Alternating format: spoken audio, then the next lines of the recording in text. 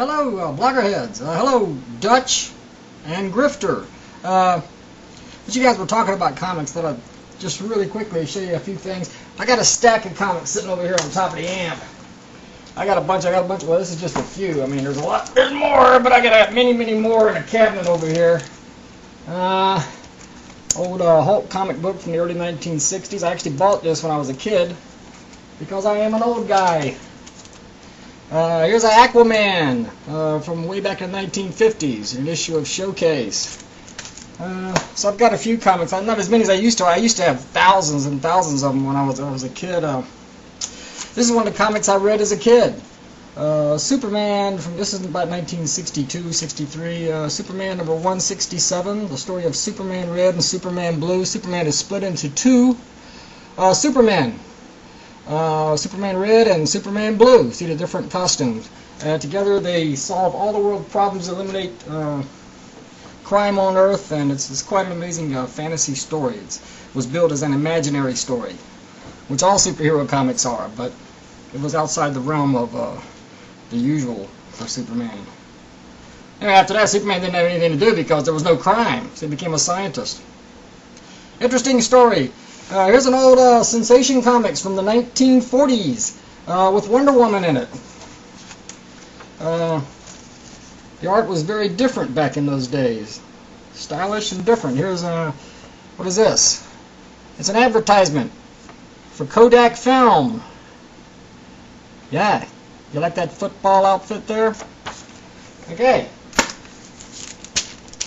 Captain Marvel. Here's a very early issue of Iron Man. Iron Man versus the Crimson Dynamo in the original armor that, where is he? Here he is. Ta-da! A couple of things very quickly that are special.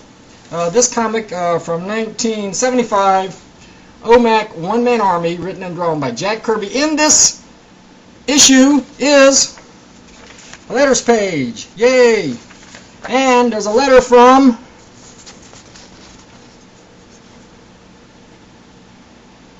you see it? Steve Keator. That's Steve Keator. They spelled my name wrong. It's the only letter I ever had published in a comic book. In the 1980s, about 1988, Spotlight Comics had the rights to Mighty Mouse. Here's a Mighty Mouse comic. It has a cover drawn by Kurt Swan, who drew Superman for many years, and there's a story in here written by Mighty Mouse. Story written by Steve Keator. That time they spelled it right. I was doing scripts and stuff for comics in the late 80s, mostly independent comics. This one was well, I got to write Mighty Mouse for one issue. And I never got paid for this story. The company went bankrupt after that, and the rights went to, I think, Marvel Comics after that. Yeah, the rights to Mighty Mouse being shifted around.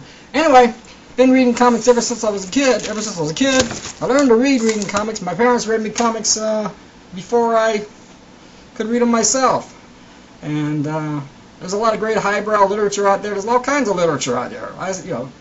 Reading is kind of a lost art. I think people should read more. I started reading comics, and it's a great way to start. Okay. Since you guys brought it up, just thought I'd mention that. Have a great day, guys. And I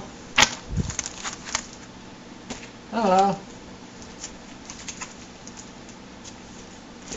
Oh, this was yesterday. Remember yesterday, the end of the world? In this story, Superman has atomic dust on his hands and claps his hands together and the world ends, but it's all a trick. He's tricking these two mobsters who set him up. So just letting you know, the world didn't really end in this story either. And so anyway. Alright. You guys have a great day. Adios.